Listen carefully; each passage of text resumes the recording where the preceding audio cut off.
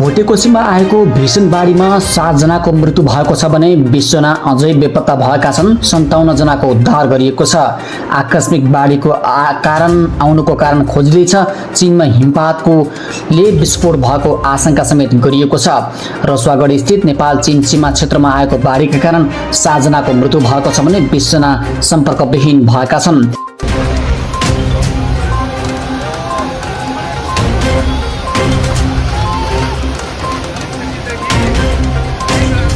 गृहमन्त्री सुदन गुरुङको आदेश, रातभरि खोजी कार्य निरन्तर रहने। 7 जना मृतक फेला र हजारौं मानिसहरू बेपत्ता। भोटेकोसीमा आएको बाढीमा 7 जनाको मृत्यु भने बाँकी हजारौं मानिसहरू बेपत्ता। आजभन्दा ठ्याक्कै 1 वर्ष अगाडि 7 जना मृतक र 20 जना बेपत्ता थिए भने अहिले ठ्याक्कै 7 जना मृतक र हजारौं मानिसहरू बेपत्ता परिरहेका छन्। सरकारबाट सहयोगको अपिल, रातभरि खोजी कार्य निरन्तर।